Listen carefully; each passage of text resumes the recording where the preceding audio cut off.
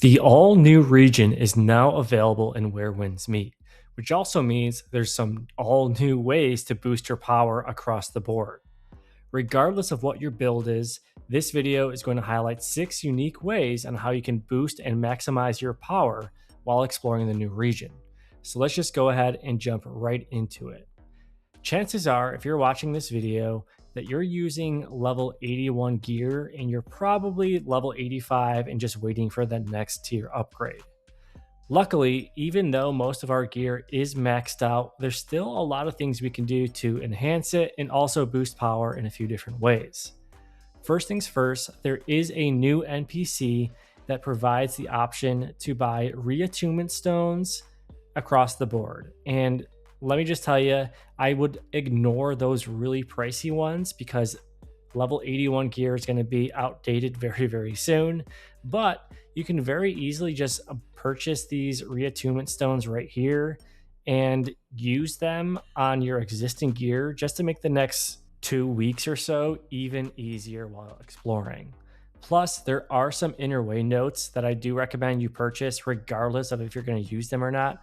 At the very least, you can break them down and then kind of just gamba in regards to getting some of the inner ways you actually do use. So again, I do recommend you stop what you're doing and just go visit this NPC and stock up. Those reattunement stones restock every Monday, it seems like.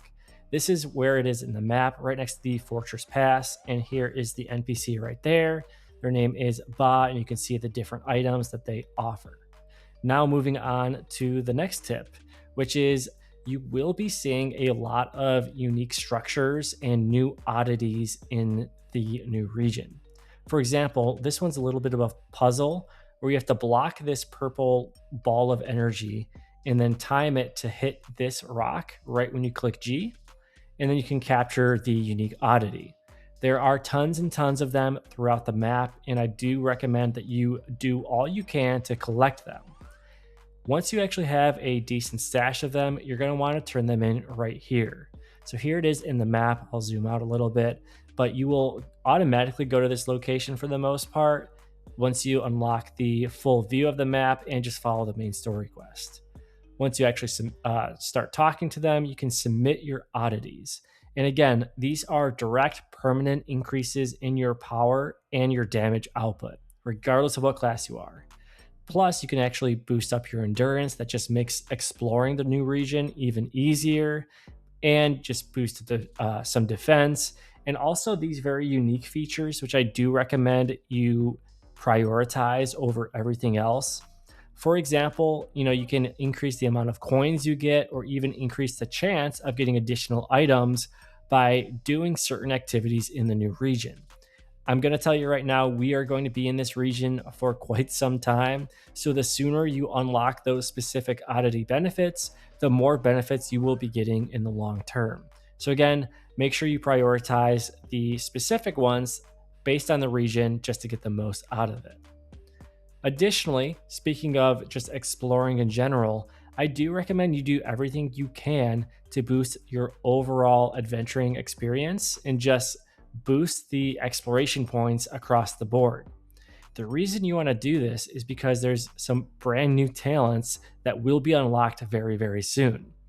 Most of you probably are already capped out for the most part, but once we reach solo mode level 13, we can start expanding and getting even more of these talents, including some unique ones that will help us in the new region in just maxing out our divine crafts across the board as well, especially the water one, which I don't think is used that much. But again, you can see some of these talents.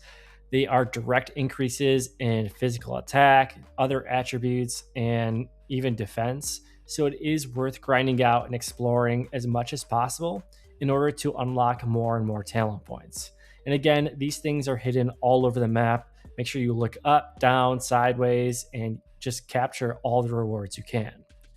Friendly reminder, if you've made it this far in the video, consider hitting that like and subscribe button for some more tips on how you can boost your character in Where Winds Meet.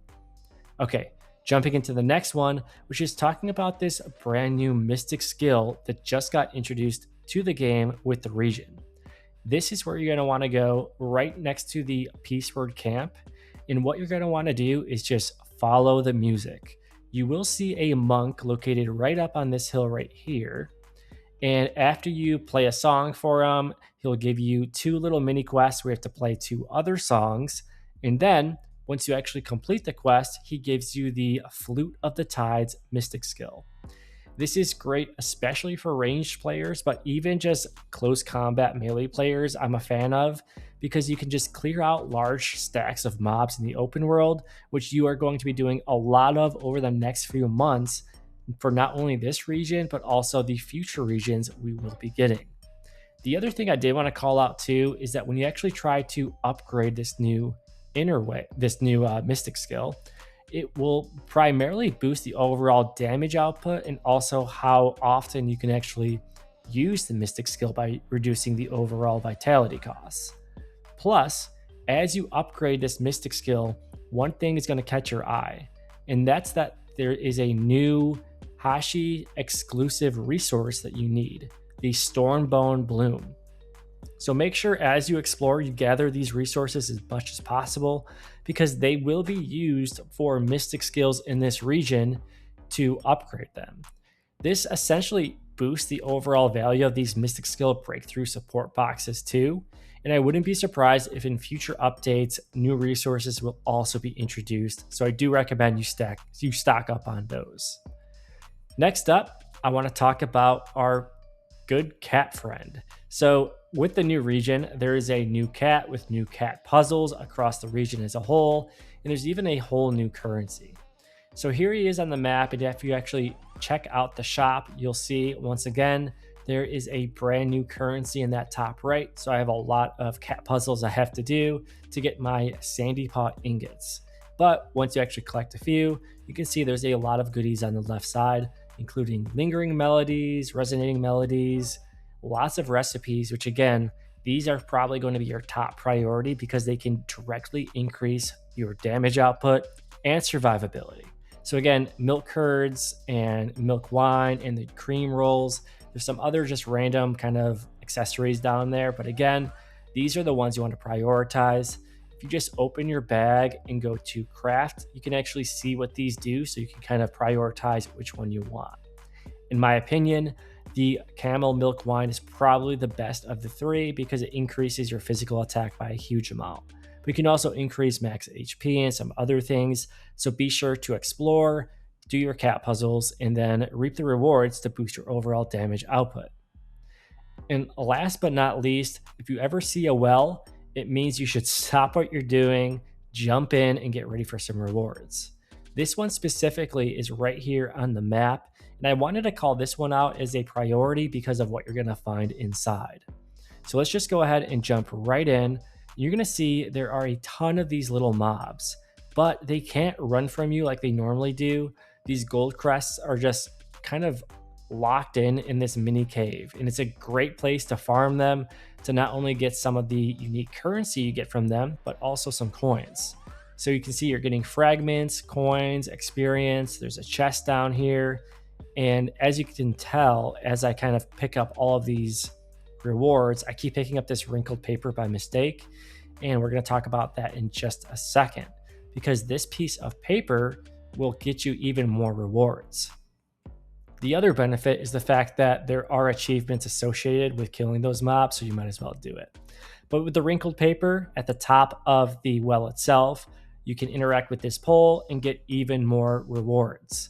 Every single well you should stop because there's some sort of unique item inside that you can use to attach to the pillar and get more rewards. I hope you guys found this video helpful. If it did, be sure to hit that like and subscribe button. See you guys later.